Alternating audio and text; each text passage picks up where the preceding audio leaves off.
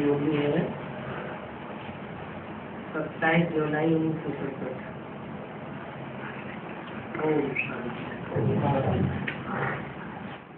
अधिकार सुना है से निराला कोई और नहीं। मीठे मीठे बच्चे सब यह जानते हैं कि भोलानाथ किसको कहा जाता है।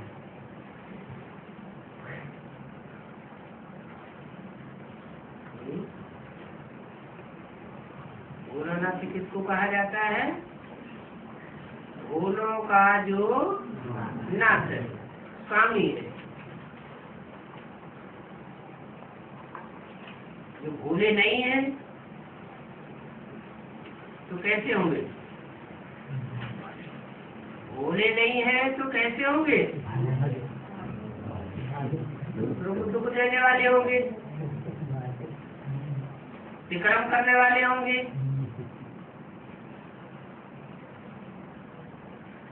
तो भोलानाथ कहा जाता है। तुम संगम की ब्राह्मण ही जानते हो कि भोलानाथ किसको कहा जाता है। कलयुगी मनुष्य जो है वो रिंचक भी नहीं जानते कि भोलानाथ कौन है। ज्ञान का सागर भी एक ही बात है। वही सत्य की आज में जंत का ज्ञान समझाते,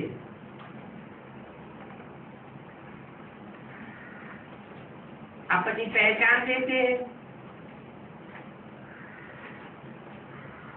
तुम बच्चे अभी समझते हो, आगे कुछ नहीं जानते थे।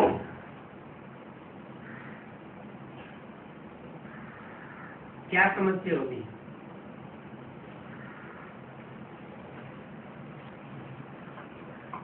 अभी क्या समझते हो? पहले नहीं जानते थे। भोलानाथ के बारे में अभी समझते हो, आगे नहीं जानते थे। साधु संत आदि कुछ नहीं जानते। वो तो कहते हैं हम रचयिता और रचना को नहीं जानते। तो नहीं जानते हैं तो उनको क्या कहेंगे? जो रचयिता और रचना को नहीं जानते हैं उनको कहेंगे नास्तिक। और तुम जानते हो तो तुमको कहेंगे आस्तिक। किसके ऊपर आस्था रखते हो?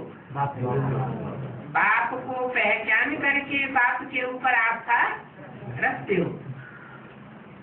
जो जानते ही नहीं है तो आस्तिक होने का सवाल ही नहीं। किसके ऊपर आस्था रखेंगे? जानते तो है नहीं।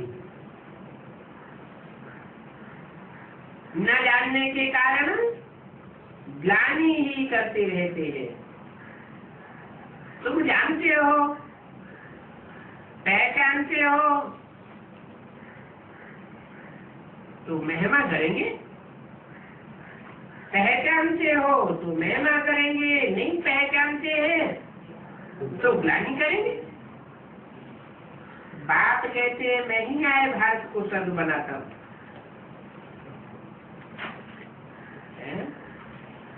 भारत को स्वर्ग बनाने के लिए आता हूँ। जिस मकसद से आता हूँ वो मकसद पूरा करके जाता हूँ या बीच में चला जाता हूँ। जो नहीं जानते हैं वो क्या समझते हैं? ये आता है जैसे और धर्म पिताएं आते हैं, धर्म की अपने अपने धर्म की धारणाएं सुनाकर चले जाते हैं। ऐसे ही भगवान भी आता होगा, धर्म की धारणाएं सुनाकर चला जाता होगा ब्रह्मा जी से। वो तथाकथित ब्राह्मण भी ऐसा ही समझते हैं। तुम जानते हो कि बाप जिस मकसद से आते हैं वो मकसद पूरा करके जाते हैं। बाप है ही सदा स्थिति में रहने वाला, सदा शिव कहा जाता है। तो जो सदा स्थिति में रहने वाला सदा शिव है वो ही स्वर्ग स्थापन कर सकता है। जो स्थिति में रहने वाले नहीं है, देह की स्थिति में रहने वाले हैं, देहवान में आने वाले हैं, देहधारी है, वो नरक स्थापन करते हैं। स्थिति में रहने वाला स्वर्ग स्थापन करता है,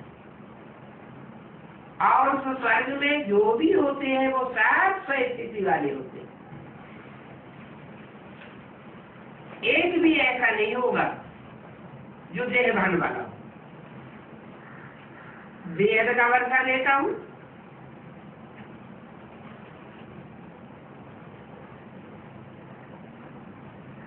कौन सा वर्षा बेहद का देता हूं?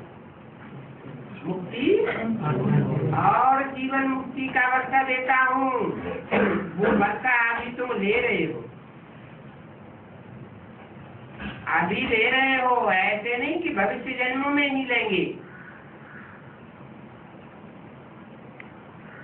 मुक्ति की तेज का अनुभव करते हो इसी युग में, और जीवन में रहते हुए भी दुख दर्दों से मुक्ति की तेज का अनुभव करते हो, अर्थात सुख अनुभव करते हो। जानते हो वेद के बाप से हम वेद का सुख का वर्षा दे रहे हैं। ये भी बना बनाया ड्रामा है। एक भी एक्टर ऐड न हो सकता है और न कम हो सकता है, फिक्स है ड्रामा।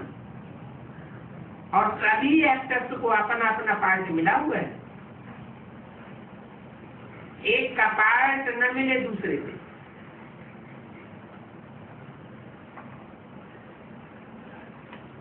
कोई कहते हम मोक्ष को पावेंगे, सदा के लिए इस जन्म की दुनिया से मुक्त हो जाएंगे। बाप कहते हैं मोक्ष कब हो ही नहीं सकता। ऐसा कैसे हो सकता कि आत्माएं मोक्ष को पा जावे, आत्माएं सदा काल के लिए मुक्त हो जावे और भगवान को बार बार इस धरती पर आना पड़े? तो भगवान हमेशा के लिए बंधन में हो गया और आत्माएं सदा के लिए मुक्त हो गई। ऐसा कैसे हो सकता है? ये ड्रामा फिक्स है। जो जो जिस धर्म का है फिर उसी धर्म में जाने वाला है। क्रिश्चियन आदि बौद्धी आदि इच्छा करें कि हम स्वर्ग में चले जाएंगे, परंतु जो अपने अपने धर्म के पक्के बौद्धी हैं, क्रिश्चियन है, वो कब स्वर्ग में आ नहीं सकते।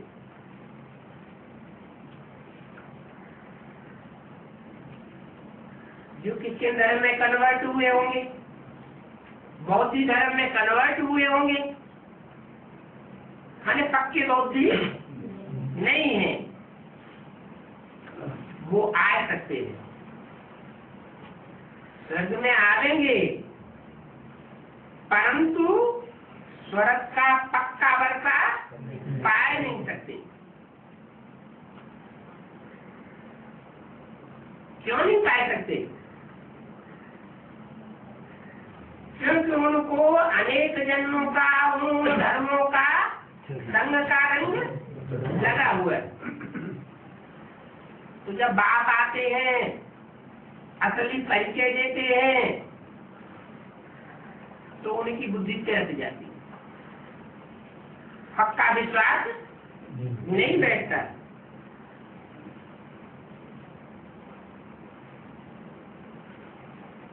उनका जो धर्म स्थापक होता है, आता है, तब उनका पाठ चलता है।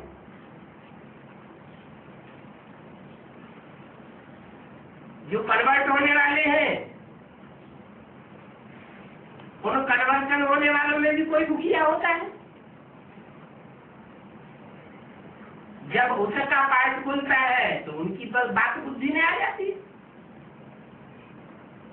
ये बातें तुम बच्चों की बुद्धि में है। सारी दुनिया के मनुष्य मात्र इस समय नास्तिक है। कैसे?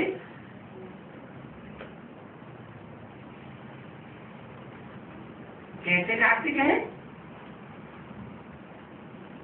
उन्हें कोई पर आस्था नहीं है क्या? बात को पहचानिए। जिनके ऊपर आस्था है वो सब उनकी आस्था को तोड़ने वाले हैं,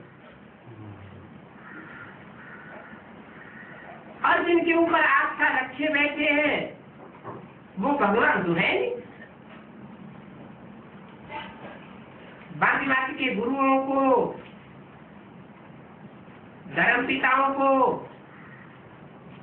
भगवान समझ करके बैठे हैं। वो सब आस्था को उखाड़ने वाले हैं। बाप जब आते हैं तो सारी दुनिया की आस्था अपने ऊपर बैठाते हैं, परंतु है नंबरवार। एक जैसा नंबर नहीं है सबका।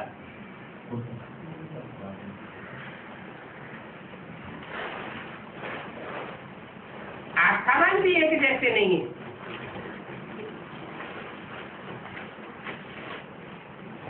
तो जो नास्तिक है वो बेहद के बाप को न जानने वाले हैं।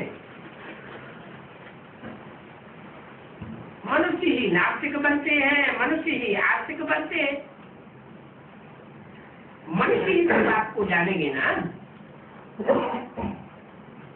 जानवर तो नहीं जानेंगे। मनुष्यों के बाप को मनुष्य ही जानेंगे। मनुष्यों के बाप में वो निराकार शिव जो भगवान कहा जाता है वो प्रवेश करता है। ये नाटकशाला है ही मनुष्यों की। हर एक आत्मा निर्वाण धाम से आती है, पाठ बजाने के लिए आती है। पाठ बजाते बजाते शरीर के सुख भोगते भोगते आत्मा कमजोर हो जाती है। कमजोर आत्मा सुख नहीं भोग सकती, खुद भी दुखी होती है, दूसरों को भी दुखी करती है। तो बाप आते हैं, फिर से पुरुषार्थ कराते हैं। निर्बल आत्मा को प्रबल बनाने का।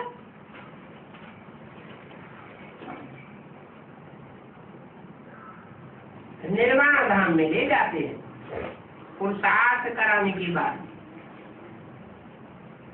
कहते हैं तो बुद्ध निर्वाण गया। अरे बुद्ध वाणी से परे गया।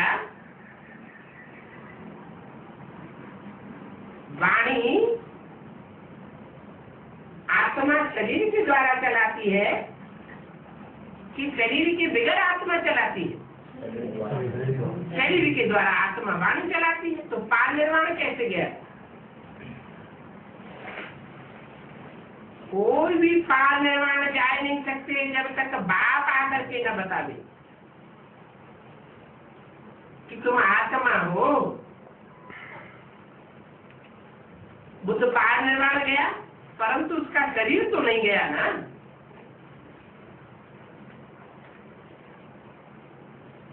आत्मा गई।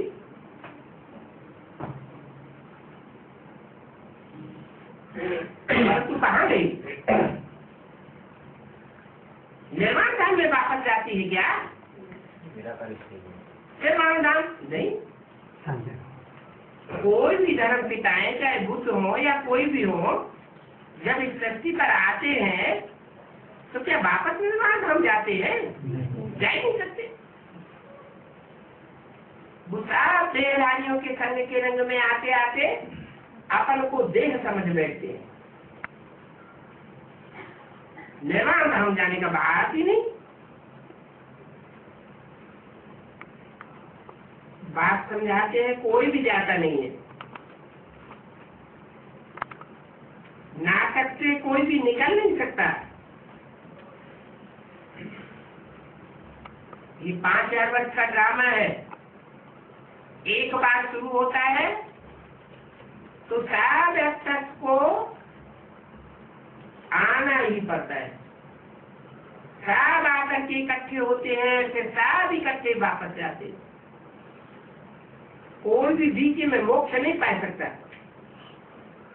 तो बड़ा बनाया ड्रामा है। कोई मनुष्य समझते मोक्ष मिलता है तो उस मोक्ष के लिए पुरुषार्थ करते हैं कि हम सदाकाल के लिए मुक्त हो जाए। जैसे जैनी लोग पुरुषार्थ करते रहते हैं, उनकी अपनी रस्म रिवाज है, उनका अपना गुरु है जिनकी बात मानते हैं। बाकी मोक्ष किसको नहीं मिल सकता तुम जानते हो। हम सब इस ड्रामा में पार्टधारी है। हम कब आए फिर कैसे जानेंगे ये किसी को नहीं मालूम। परंतु जानवर तो ये बातें नहीं जानेंगे ना, मनुष्य ही जानेंगे। मनुष्य कहते हैं हम एक्टर्स हैं, पाठधारी हैं। ये दुनिया कर्म क्षेत्र है। जिस कर्म क्षेत्र में आत्माएं रहती हैं,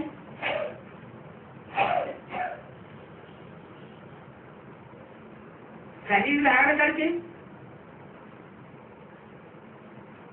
निर्वाण धाम में तो शरीर होता नहीं, वाणी भी नहीं होती। उसको कोई कर्म क्षेत्र नहीं कहा जाता है। किसको? निर्वाण धाम को। वो तो निराकारी दुनिया है। कर्म होता है शरीर के द्वारा।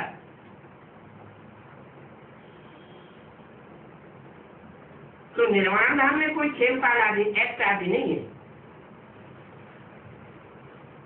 उस निराकारी दुनिया से साकारी दुनिया में आते हैं। इसलिए आते हैं पार्ट बनाने के लिए आते हैं। वही पार्ट फिर रिपीट होता रहता है। तो शाश्वत प्रलय कभी होती नहीं है। जो समझते हैं सदा काल की लिए ये दुनिया लीन हो जाएगी,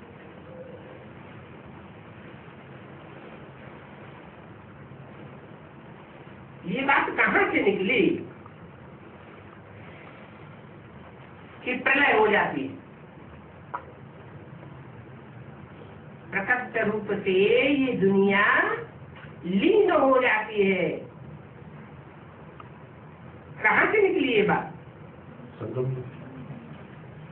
शास्त्रों की ये बात निकली। दिखाते हैं महाभारत की लड़ाई में यादव और कौरव मर गए, बाकी कुछ भी रहा नहीं। इससे समझते हैं कि प्रलय हो गई। परंतु ये सब बातें बैठ बनाई हैं। प्रलय कभी होती नहीं है। फिर दिखाते हैं समुद्र में पीपल के पत्ते पर एक बच्चा अंगूठा चूसते हुए आया।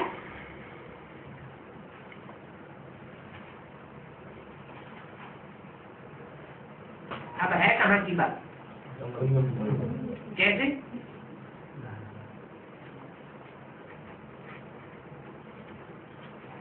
प्रजापिता मतलब प्रजापिता और जगदम्बा की जो आत्मा है वो पीपल का पत्ता है, और उसमें ज्यादा लेकर ब्रह्मा की सोल वो उसमें प्रवेश करके बीज रूप अवस्था में टिकती है। उससे भी शुरुआत की बात है, प्रलय दिखाई गई। तो बाद की बात हुई कि पीपल के पत्ते पर कोई बच्चा अंगूठा चूसता हुआ आया। पीपल का पत्ता है, कोई हिलने डुलने वाली आत्मा?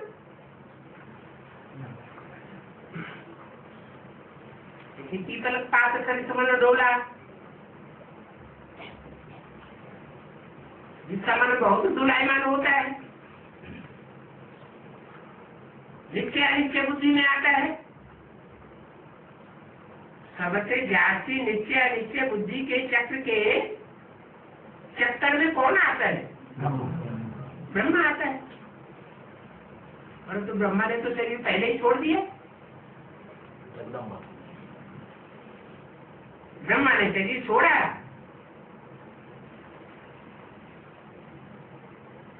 तो जरूर कोई से प्रवेश करता है। इसके लिए मुरली में बोला है, वास्तव में ये ब्रह्मा तुम्हारी जगदम्बा है, परंतु तन पुरुष का है। इसलिए इनके त्याग में कन्या माताओं को कैसे रखा जाए? तो फिर वो आधे को निमित्त बनाएंगे। तो दाढ़ी मूछ वाला ब्रह्मा जगदम्बा कैसे होगा? दाढ़ी मूछ वाले ब्रह्मा की तो पूजा नहीं होती, जगदम्बा की तो पूजा होती। तो वास्तव में ये दाढ़ी मूछ वाला ब्रह्मा जगदम्बा कैसे बना? शरीर छोड़ने के बाद कोई चोले मात्र चोले में प्रवेश करता है। प्रवेश करता है तो जिस चोले में प्रवेश करता है वो पीपल के पत्ते की तरह जैसे एक डोलने वाली नवैया है, जिसके लिए बोला नैया डोलेगी, हिलेगी डुलेगी लेकिन डूबेगी नहीं।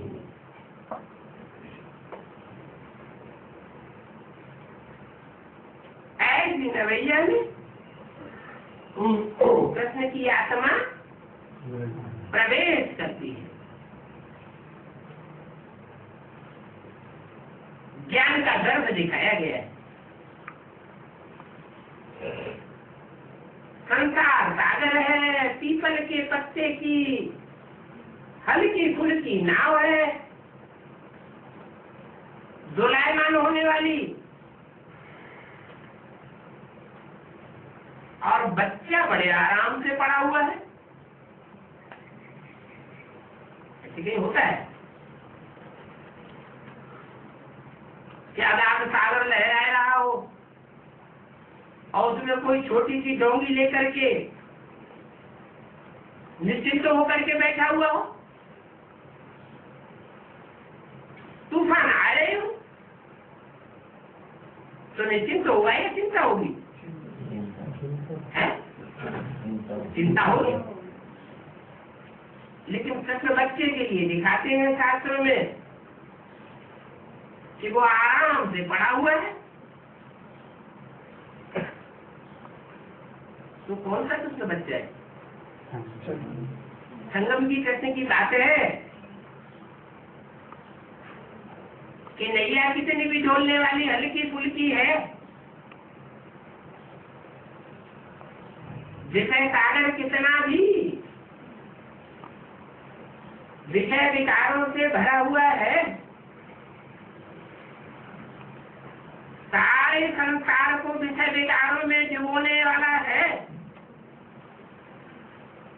फिर भी वो निश्चिंत स्टेज में पड़ा हुआ है, ज्ञान गर्भ में। क्या करता है?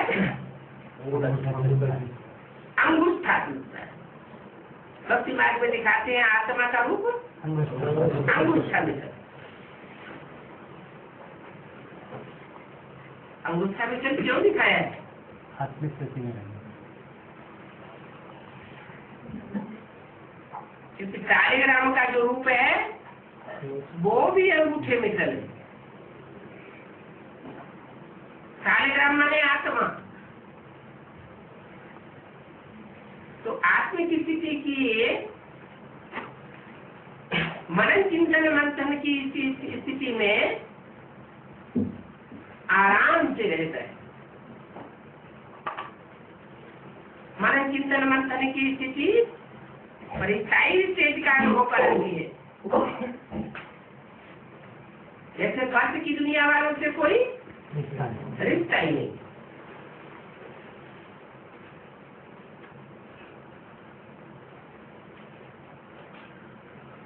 तो दिखाते हैं समुद्र में पीपल के पत्ते पर एक बच्चा अंगूठा चूसते हुए आया। उससे पहले क्या था? उससे पहले क्या दिखाया शास्त्रों में? प्रलय दिखाई। तो प्रलय की घोषणा कहाँ हुई? भगवान बाप ने ही वो घोषणा कराई कि 10 वर्ष के अंदर पुरानी दुनिया खलास हो जाएगी। तो आप हुए मर गई दुनिया,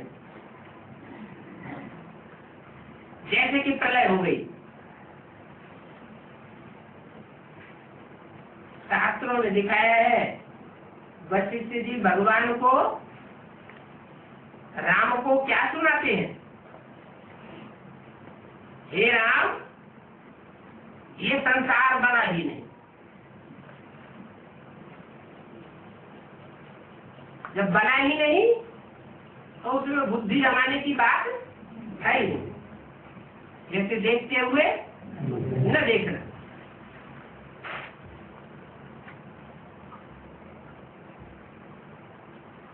तो प्रलय दिखाई दी है। कहते हैं मन के संकल्पों से सृष्टि रची जाती है। तो मन के संकल्पों से बिगड़ नहीं सकती, खलास भी हो सकती है।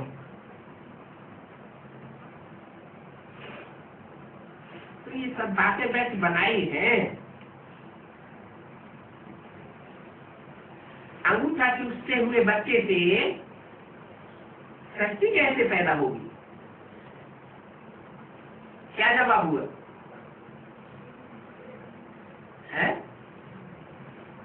मनन चिंतन मंथन की एक ऐसी चीज है जिसके लिए गाया हुआ है कि ब्रह्मा के संकल्पों से सृष्टि रची है।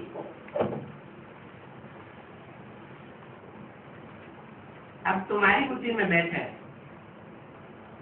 मनुष्य तो जो कुछ सुनते हैं सत्य सत्य कहते रहते हैं।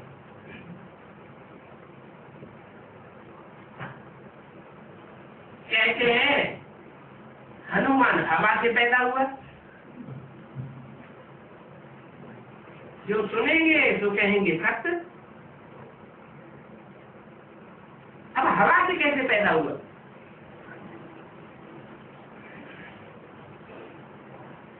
हवा माने क्या? सूक्ष्म शरीर। हवा माने सूक्ष्म शरीरधारी जो भूत प्रेत होते हैं उनको हवा कहा जाता है।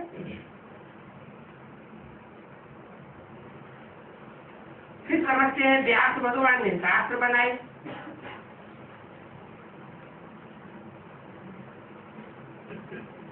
तो इतने शास्त्रों की रचना व्यास भगवान ने की, तो क्या सब शास्त्र झूठे हो सकते हैं? अभी तुम बच्चे जानते हो कि शास्त्रों में क्या है? क्या है? शास्त्रों में द्वापर के आदि में जब शास्त्र बनना शुरू हुए थे तो फिर भी कुछ सच्चाई थी, क्योंकि दुनिया की हर चीज पहले सतो प्रधान होती है, बाद में तो प्रधान बनती है। बाद में जैसे जैसे शास्त्रों का इंटरप्रिटेशन होता गया भांति भांति के मनुष्य गुरुओं के द्वारा, वैसे वैसे शास्त्र भी तामसी बन गए। तो तुम जानते हो शास्त्रों में क्या है? ये था भक्ति मार्ग के दुर्गति के शास्त्र हैं। क्यों? क्योंकि शास्त्र बनाए हुए हैं अनेक मनुष्यों के द्वारा।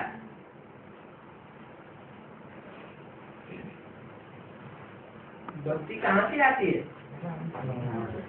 रावण के अनेक सिरों से। जो जिसने जैसा कहा बस उसके पीछे चल पड़े, मानने लगे। तो अनेक मत से आती है भक्ति और एक मत से आता है ज्ञान। एक की मत से होती है सदगति और अनेकों की मत से होती है दुर्गति। भक्तों को फल देने वाला भगवान तो बाप ही है। काहे का फल देते हैं? भक्ति का फल देते हैं। अंधश्रद्धा युक्त जन्म जन्मांतर जो भक्ति करते आए, उस भक्ति का फल भी भगवान ही आकर के देते हैं। क्या फल देते हैं? आकर के ज्ञान देते हैं। कोई मुक्ति में, कोई जीवन मुक्ति में चले जाएंगे। कौन मुक्ति में चले जाएंगे? कौन जीवन मुक्ति में चले जाएंगे? फल तो है एक, ज्ञान का फल। फिर कोई मुक्ति, कोई जीवन मुक्ति में क्यों जाते हैं?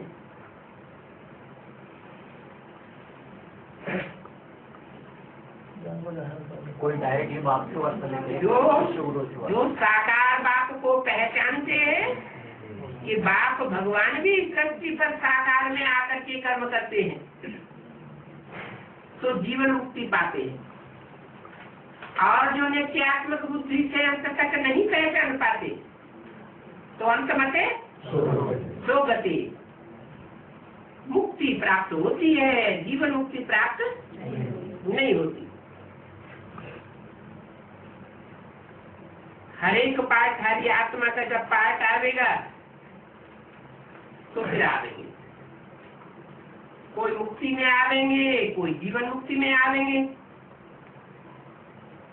तो ये ड्रामा का राज सिवाय तुम बच्चों की और कोई नहीं जानता। कैसे हम रचयिता और रचना को नहीं जानते। अरे तुम ड्रामा के एक्टर्स हो, और एक्टर्स होकर के ड्रामा की आदि मध्यम की ड्यूरेशन को न जाने तो कैसा एक्टर कहेंगे? Idiot actor.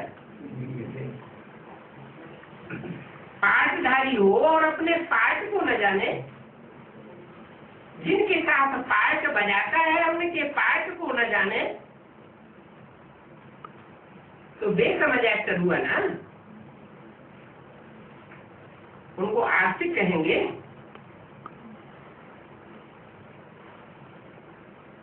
ड्रामा के डायरेक्टर के ऊपर उनको आस्था है? नहीं। आस्था नहीं है तो नहीं जानते। जरूर नास्तिक ठहरे। इस समय के मनुष्यों को जानवर से भी बदतर कहा जाता है। मनुष्य एक्टर होते हुए, समझते हुए कि हमारी आत्मा पार्ट बजाने आती है, फिर भी अगर ड्रामा के आदि जंतु को न जाने तो जानवर से भी बदतर ठहरे। बिल्कुल ही पत्थर बुद्धि बन जाते। फिर समझाने से भी नहीं समझते। इस समय भारत पत्थर बुद्धि है।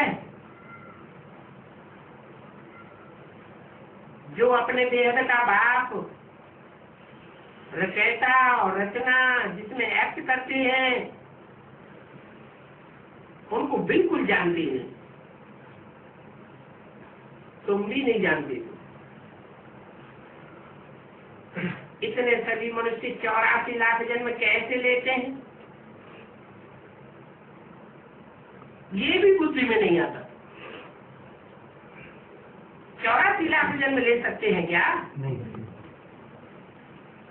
84 लाख समझने के कारण उन्होंने ड्रामा का ड्यूरेशन भी लाखों वर्ष कर दिया है। अगर 84 लाख योनि की बात बुद्धि में न बैठी होती तो बुद्धि में आता कि ड्रामा कोई लाखों वर्ष का नहीं है, कोई शास्त्रों में लिखा हुआ भी है कि हर युग की आयु 1250 वर्ष है। फिर लाखों वर्ष 84 लाख योनियां समझने से बुद्धि भ्रमित हो गई और 1250 वर्ष को देवताई वर्ष समझ करके उसमें उन्होंने गुणा कर दिया कि देवताओं का दिन, देवताओं के वर्ष, देवताओं का महीना लंबा चौड़ा होता है।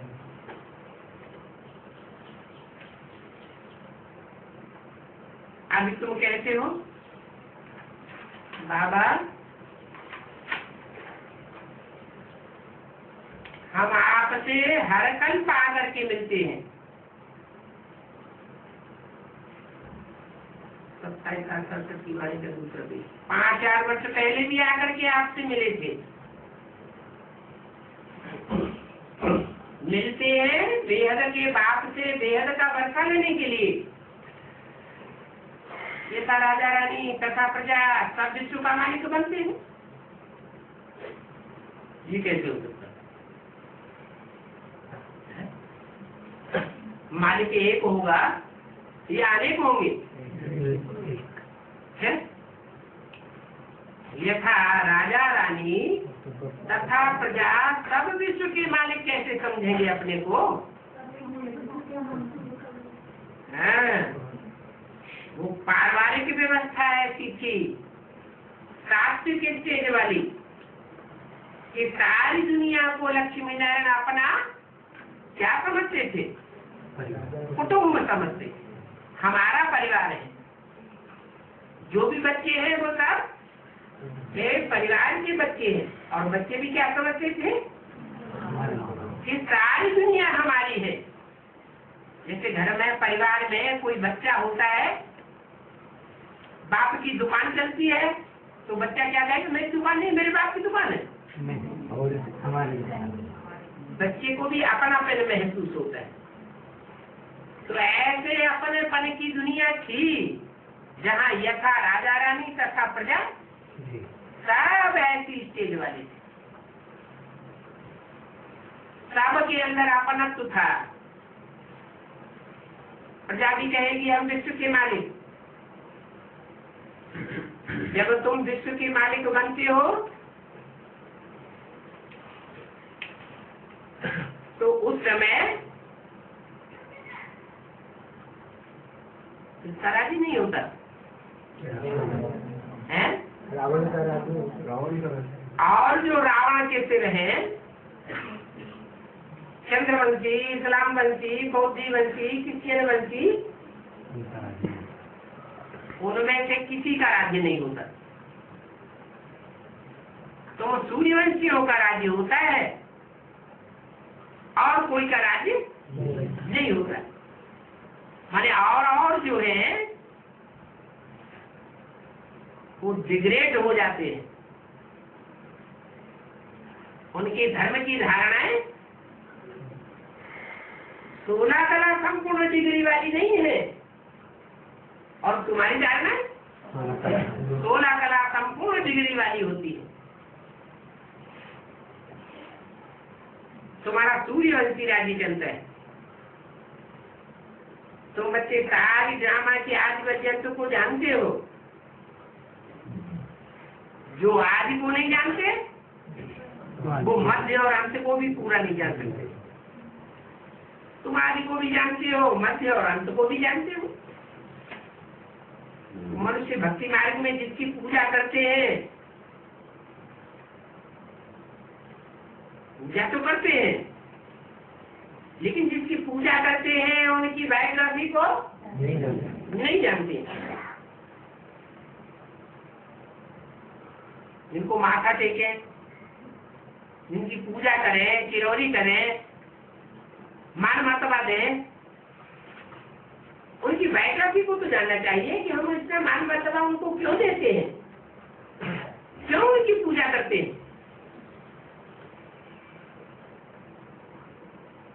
बायोग्राफी को जानना चाहिए ना। एक भी मनुष्य नहीं है जो शिव की बायोग्राफी को जानता हो। या तो कहेंगे वो तो निराकार है,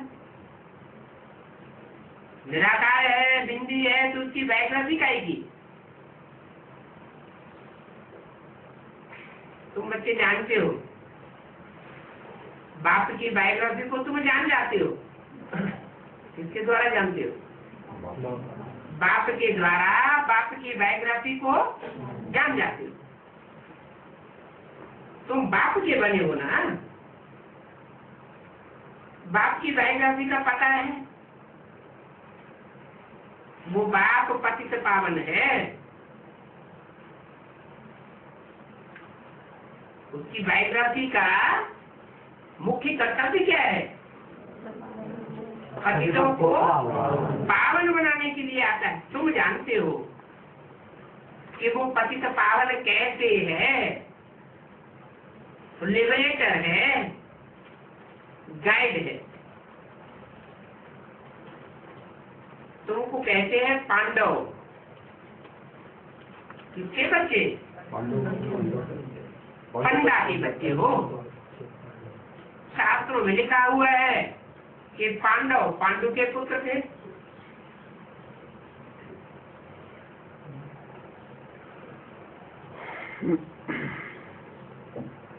तो गाइड कहने से, पंडा कहने से एक गाइड हो जाता है, बाकी सब है उसकी गाइडेंस पर चलने वाले, नंबरवार है। एक की गाइडेंस पर चलने वाले सब नंबरवार है। जब पंडे कहते हैं तो बहुत गाइड हो जाते हैं। तो तुम सभी के गाइड बनते हो ना, रास्ता बताने के लिए। अंधों की लाठी बनते हो। यथा बाप गाइड पंडा, तथा तुम बच्चों को भी बनना है, तो सबको रास्ता बताने पड़ेगा। तुम आत्मा और वो परमात्मा, उन परमात्मा बाप से बेहद का वर्षा मिलता है। वो बेहद का बाप है। आकर के भारत को बेहद का राज्य देते हैं। बेहद का राज्य कैसा? आज के राज्य हद के क्यों? क्योंकि हद लगी हुई है। ये हमारा आसमान है, हमारे आसमान में तुम्हारा जहाज कैसे आ गया? ये हमारा समुद्र है, हमारे समंदर में तुम्हारा जहाज कैसे आ गया? ये हमारी जमीन, ये तुम्हारी जमीन अब से लगाए रखी है। बाप आकर के तुमको ऐसा राज्य देते हैं जहाँ सारा आसमान तुम्हारा होगा। आसमान की कोई हद नहीं, सारा समंदर तुम्हारा होगा और सारी जमीन तुम्हारी होगी। भारत को ऐसा बेहद का राज्य था, अब नहीं है। तुम बच्चे अब जानते हो, हम बेहद के बाप से बेहद सुख का राज्य लेते हैं, अर्थात मनुष्य से देवता बनते हैं। हम ही देवताएं थे, फिर 84 जन्म भोगने के बाद अब शूद्र बने, और शूद्र से फिर ब्राह्मण बनते हैं, ब्रह्मा की औलाद बनते हैं, फिर ब्राह्मण के उनको शिक्षा देकर ब्राह्मणों को क्या बनाते हैं? देवता बनाते हैं।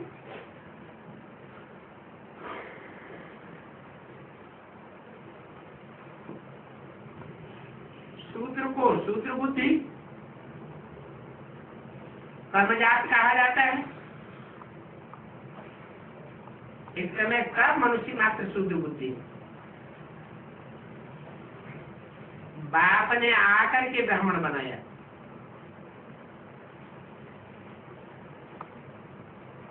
क्योंकि यज्ञ में ब्राह्मण जरूर चाहिए। भक्ति मार्ग में भी यज्ञ रखते हैं तो निमित्त किसको बनाते हैं? ब्राह्मणों को निमित्त बनाते। परंतु वो तो सिर्फ कहा जाता है ब्राह्मण, कोई ब्रह्मा की औलाद थोड़े ही होते हैं। और तुम तो प्रैक्टिकल में ब्रह्मा की औलाद हो।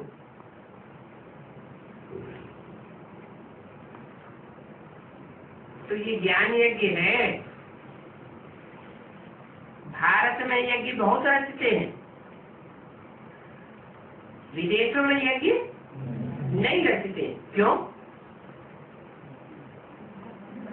क्योंकि भारत में ही भगवान आकर के ज्ञान देते हैं। भारतवासियों को ही भक्ति का फल देते हैं। उसमें भी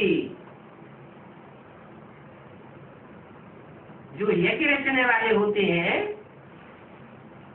उनमें खास आदि समाधि बहुत यज्ञ रचते हैं। ये तो हम किया गया कैसे है? हाँ, डिस्ट्रिक्ट नॉलेज में भी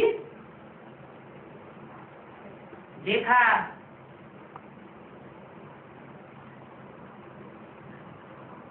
कि ब्रह्मा बाबा जो ज्ञान देते थे उस ज्ञान का सबसे जास्ती विस्तार किस धर्म वाले व्यक्ति ने किया?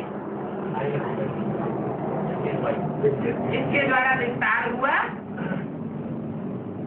वो पहले आर्य समाजी था। ज्ञान में आने के बाद ज्ञान की बातों का उसने बहुत विस्तार किया। विस्तार जास्ती करेगा तो सार रह जाएगा। विस्तार में सार छिप जाता है। तो ये आर्य समाजी जो है, जो बहुत ही अच्छी रचते हैं, इसका फाउंडेशन कहाँ पड़ता है? संगम में जब भगवान बाप आते हैं तो और धर्म वाले सार रूप में ज्ञान उठाते हैं फिर भी, लेकिन आर्य समाजी ज्ञान का बहुत विस्तार कर देते हैं। अब ये तो है रुद्र ज्ञान यज्ञ।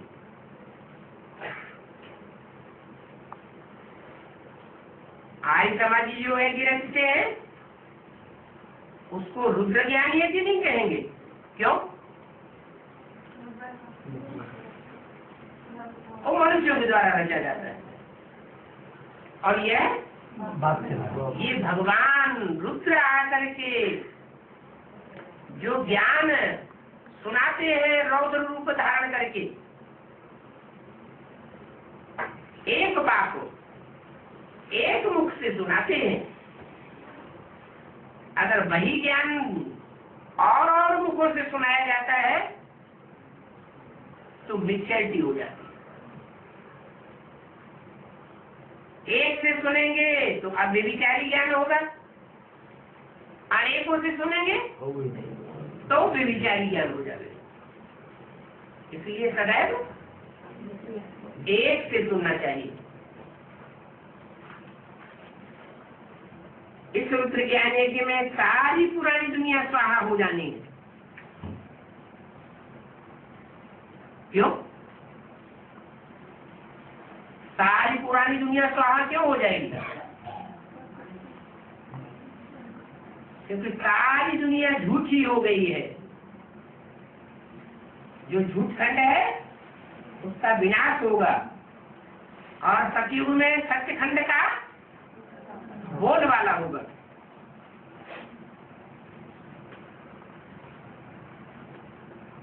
तो अभी बुद्धि से काम लेना पड़ता है। क्या क्या बुद्धि से काम लेना पड़ता है कि जो कुछ हम कानों से सुनते हैं, दुनिया में बातें तो बहुत सुनने को मिलती है ना, तो बातों में जाना चाहिए या ये देखना चाहिए कि जो बात हमने सुनी वो एक से आई है या अनेकों की बातें हैं। कलयुग में तो बहुत मनुष्य हैं, इतनी सारी पुरानी दुनिया खलास हो जाएगी, कोई भी चीज काम में नहीं आएगी। इन आंखों से इस दुनिया की जो भी वस्तुएं देखते हैं वो सब खलास होने वाली है। सचमुच में तो फिर कुछ भी नहीं पुराना रहेगा। क्या होगा? सब कुछ नया होगा। यहाँ तो देखो कितना गंध है। मनुष्य कैसे कैसे गंदे गंदे रहते हैं, कैसे रहते हैं? कैसे गंदे? कोई मनुष्यों को तो बड़े बड़े पहलवानियां हटानियां हैं, एक मक्खी मच्छर भी उनके निवास में नहीं देखने को मिलेगा। और कोई तो कहाँ रहते हैं? झोपड़पट्टी में, नालों के किनारे रहते हैं।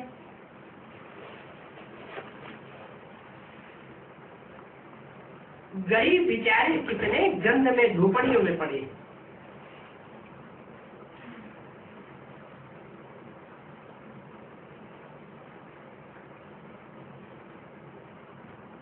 आप झोपड़ियों को डिस्ट्रॉय करते रहते हैं।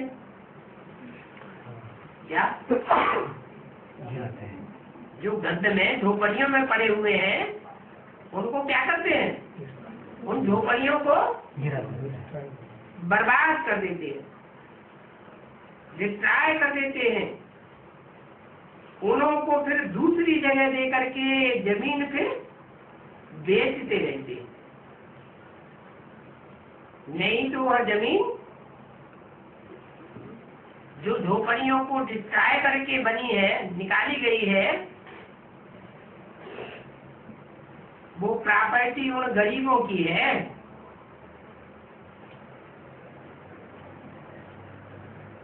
उसका पैसा उनको मिलना चाहिए। जो झोपड़ियों को डिस्ट्रॉय करके बड़ी बड़ी मल्टी मिलियनर्स बिल्डिंगें बनाते रहते हैं, मल्टी स्टोरी बनाते हैं। मिलता किसको है वो पैसा? वो अमीर लोग उसका पैसा खाते हैं, जिसके ऊपर वो बहुमंजिला इमारत खड़ी की जाती है। वास्तव में उस जमीन का पैसा उनको मिलना चाहिए। कोई बिल्डिंग बनती है तो जमीन की आधी कीमत और बिल्डिंग की आधी कीमत, परंतु गरीबों को तो कुछ नहीं मिलता। उन गरीबों को मिले हिस्से अनुसार तो बेचारे साहूकार हो जाए, परंतु उनको करने नहीं देते, उनको बहुत ठगते हैं। अगर नहीं उठते हैं जबरदस्ती तो युक्ति से आग लगा देते हैं।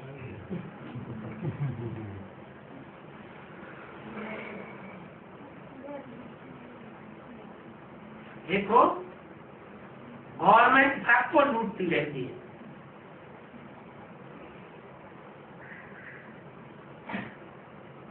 ऐसी ऐसी युक्तियों से गवर्नमेंट को धन बहुत मिलता है। क्या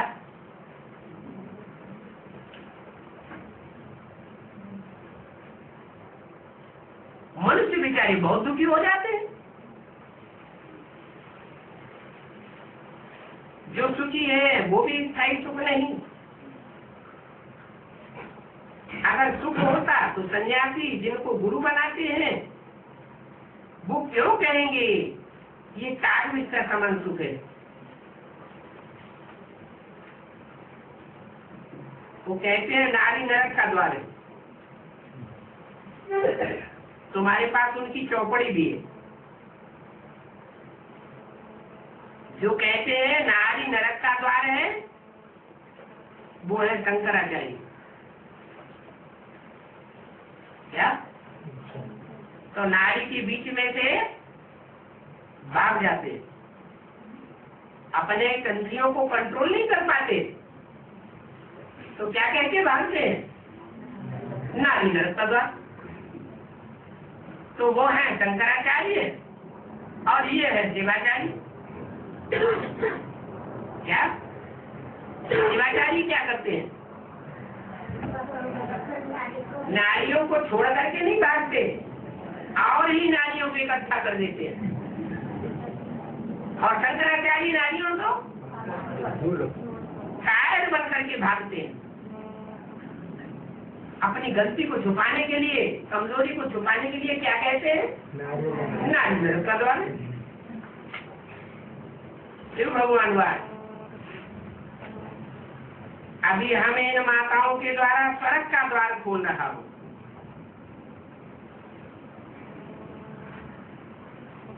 माताओं पर ज्ञान का कलश रखता हूं। क्यों? माताओं के ऊपर क्यों रखता हूँ? पिता में क्या क्या खामी आ गई? पुरुष सब जोर जबरदस्ती करने वाले अबलाओं को और ही अबला बनाने वाले दुर्योधन दुशासन। इसलिए कन्याओं माताओं के ऊपर आकर ज्ञान का कलश रखते हैं।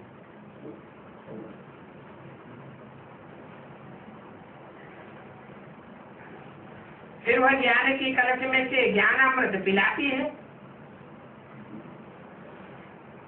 परंतु तुम्हारा तो है प्रवृत्ति मार्ग, तुम कोई निवृत्ति मार्ग के नहीं हो। ऐसे नहीं कि कन्याओं माताओं अकेली को पवित्र बनाते हैं, नहीं, स्त्री और पुरुष दोनों को पवित्र बनाते हैं। तुम सच्चे सच्चे ब्राह्मण हो और वो क्यों? बाप को पहचान करने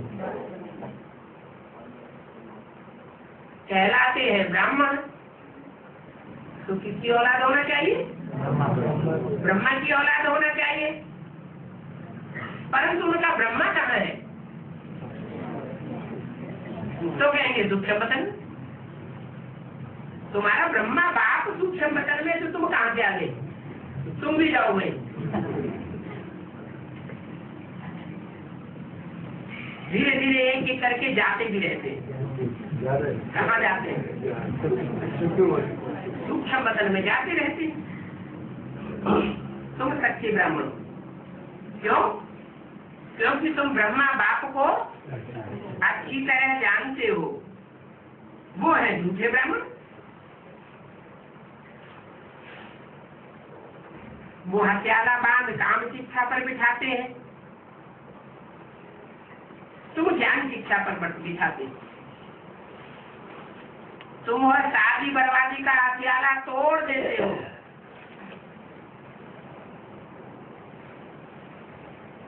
जिन्होंने वो हथियाला उन ब्राह्मणों का बांधा हुआ है, उस हथियाले को भी तोड़वा कर तुम ज्ञान चिता पर बिठाते हो।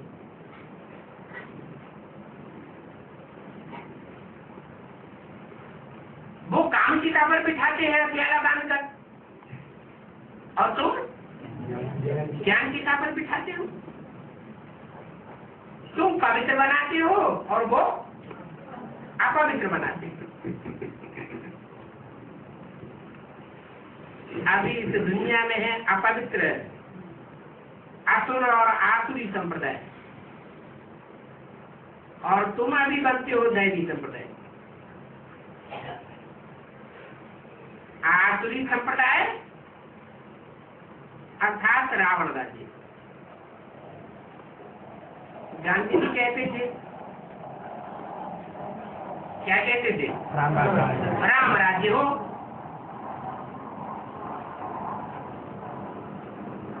राम राज्य हो, इसका मतलब गांधी भी कौन से राज्य में थे?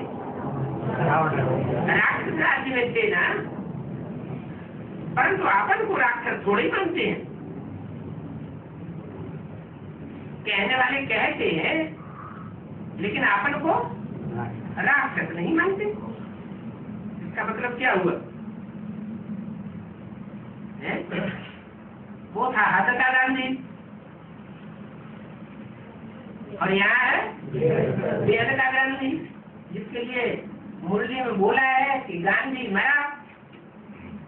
जाकर के कोई साहूकार कांग्रेसी के यहाँ राजकोट में जन्म लिया। राजकोट मन राजाओं का किला। माना जो भी रुद्रमाला बनती है, माला माना संगठन, वो किसका किला है? वो राजाओं का किला है। उस राजाओं के किले में, राजाओं के किले माने राजकोट में गांधी ने जाके जन्म लिया। माने गांधी वाली आत्मा जो बेहद का गांधी है, वो राजाओं के किले में जो मुख्य राजा है उसमें रूपी पेट में प्रवेश कर जाती। कोई बड़े साहूकार कांग्रेसी के यहाँ जाकर जन्म लिया हो। तो ये सब बेहद की बातें हैं जो बेहद का बाप समझाते हैं। अच्छा, ओम